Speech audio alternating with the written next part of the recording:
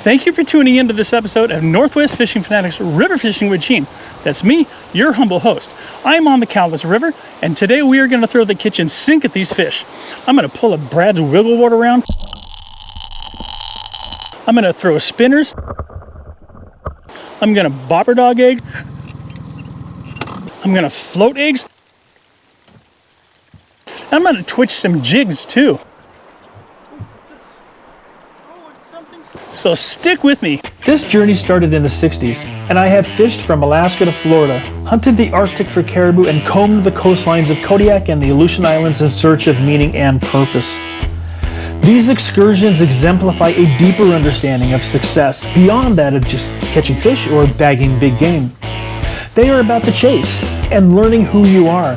They are about exploring, appreciating, and respecting the vast expanses of our nation's forests, lakes, streams, rivers, and oceans, and finding our place in the universe.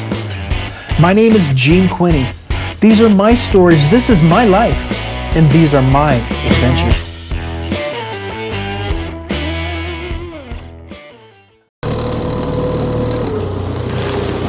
It's kind of funny, when I was warming up the boat at my boat launch, a fish jumped right behind me.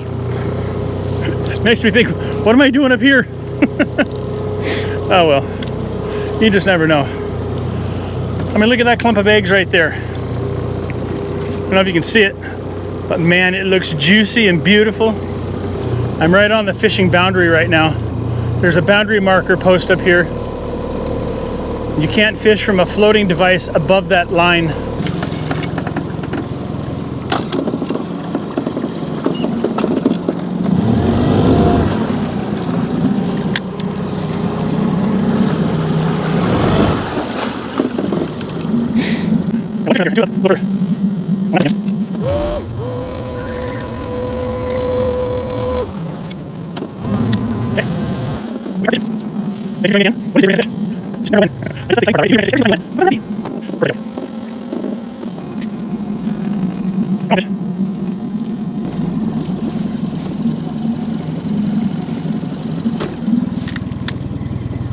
The river is running at 3,620 cubic feet per second. Drift number 2, a little closer to the bank.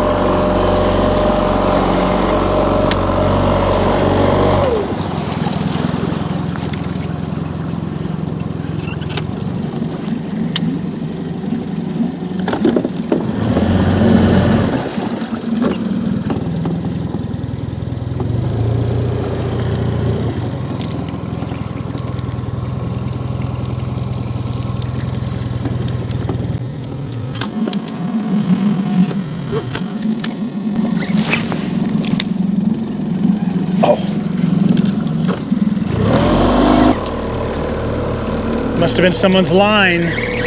That always feels like a fish. We'll go up here and see if we can't get it off. Like I said, there's a couple of places where you just don't want to be. Some boulders down there that you're gonna get hung up on. Like that big boulder right there. Hopefully we go around it and take a little break here.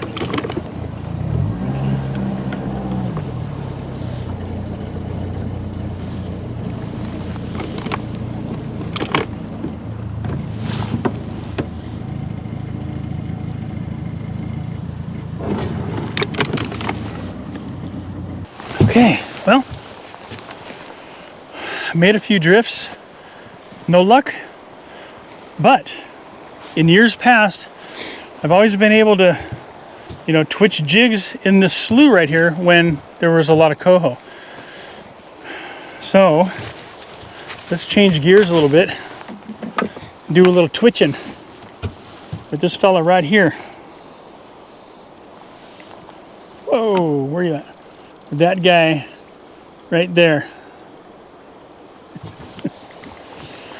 Let's see if we can't twitch up a coho that might be in here.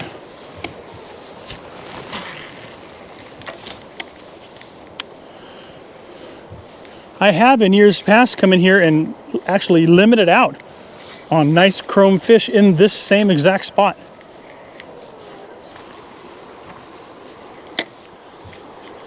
One Mississippi, two Mississippi. Can't let it sink too far, Mississippi, because it's not that deep. It's only about maybe 10 feet in the deepest part here. When I was coming in over the gravel bars to come into the slough here, I seen at least 20 dark kings out there spawning. They tend to spawn in this area right here, the shallow gravel area right here.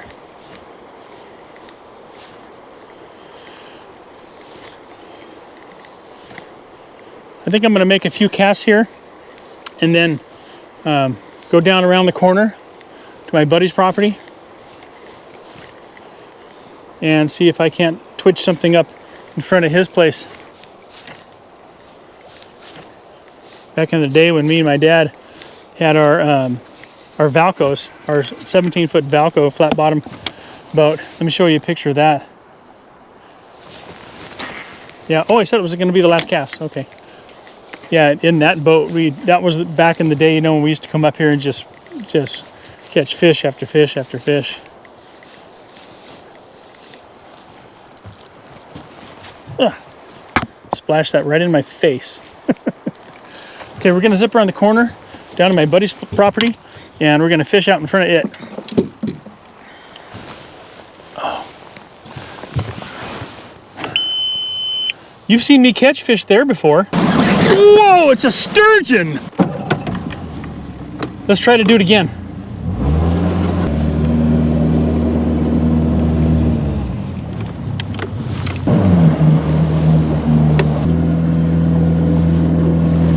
Okay, now I gotta slide out of this spot here. There's a bunch of gravel bars that go bloop, bloop, bloop like this, and you gotta get in between them. You gotta get the back of the boat in between them. Where the motor is, obviously. It's probably like 6 inches deep right there. But, you know, almost 2 feet back here, so you gotta get over these humps to get out of that spot and to get into that spot.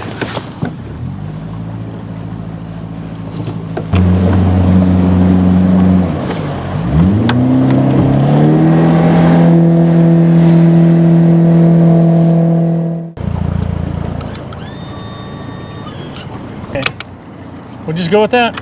Okay. Switch this jig. See what we can do here. Spiders everywhere. Start this way.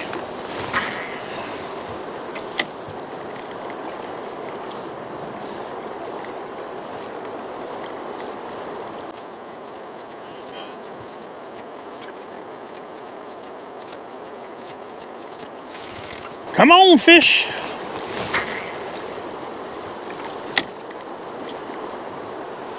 Now this is a pretty deep hole here, so I'm gonna count 1 Mississippi, 2 Mississippi. I would probably at like 6 Mississippi. Let it sink down, because it's 20 feet plus in some of these spots here. Now this here is an orange jig. We'll make 5 casts with this orange one, and then we'll switch it to a blue one.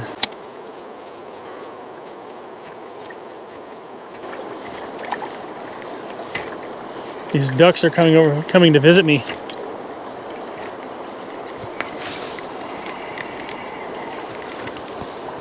They're right where I want to cast too.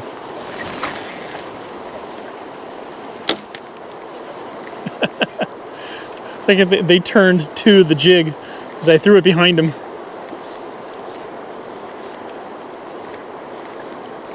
Oh, fish, fish! There it is, baby! Now don't come off.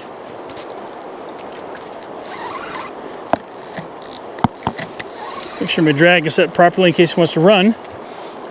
Oh, what is this? No! Oh, good grief. I snagged a big old sucker.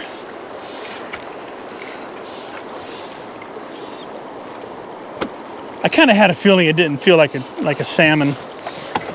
Oh, man. Okay.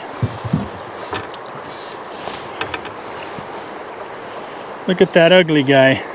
Sorry, buddy. Look at him. Whew. Look at his mouth. It's like, oh my gosh, what are you doing to me? You pulled me out of the water. Now you're taking pictures of me.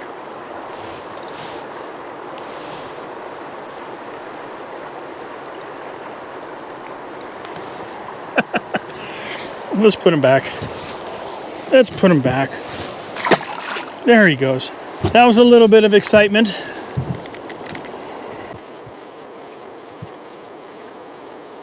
I've always had better luck with black or dark blue or purple.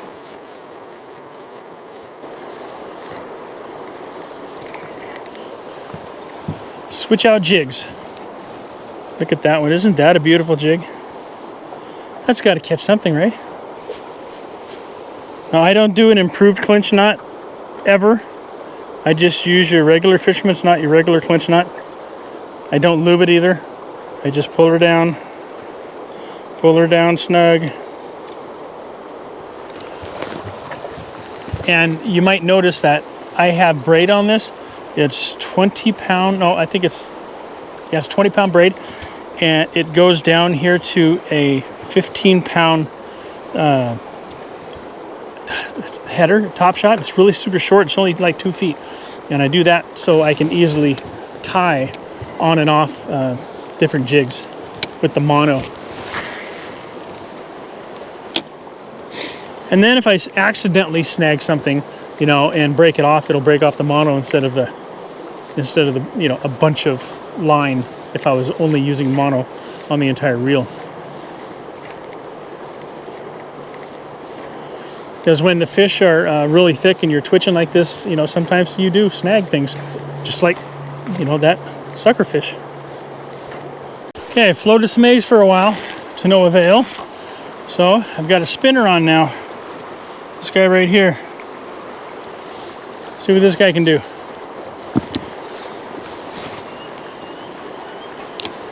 The only I did see another fish jump after that coho, and it was a big, dark Chinook. It was big. It was like a 25 pounder.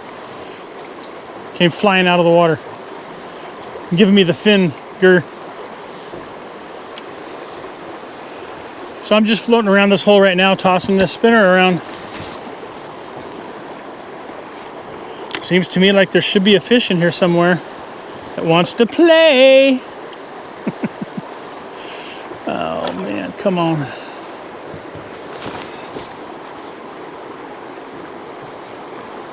You guys got any recommendations for waders?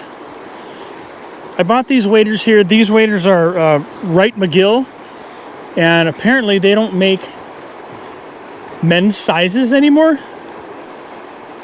I said that like a question, didn't I? Wow, that was weird. Anymore?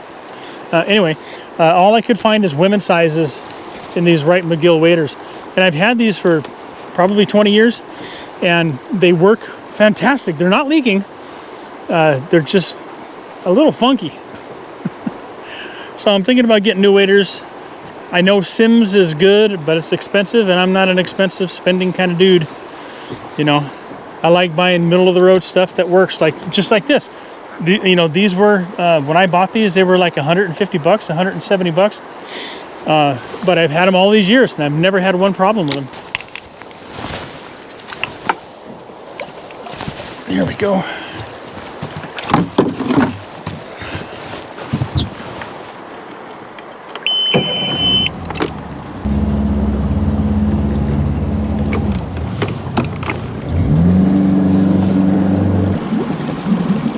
So I'm still floating eggs. Right now I've got the boat pinned on this log. As you can see, it's a really big log. It runs this way. And my motor is in neutral. The boat is sitting on top of this log, just on the back end here. And if I catch a fish, I can just start up the big motor or push it off, you know, with the kicker. But I can stay right here and then drift these eggs through this area. There are a few fish in here. I see them jumping every now and then. All over the place, actually, spread out. And that's the problem with this river. It's so big, unless there's a huge run, there's so much space for the fish to, you know, swim. Because they're spread out so far. Well, you know, this part of the river actually flows upriver. So let me cast over this way. Oh no, I right into the bushes.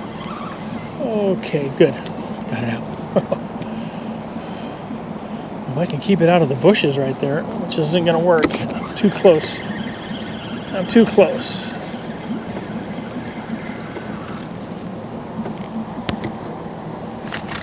Oh, come on, what's going on here? What happened? Oh, and I threw off that beautiful clump of eggs.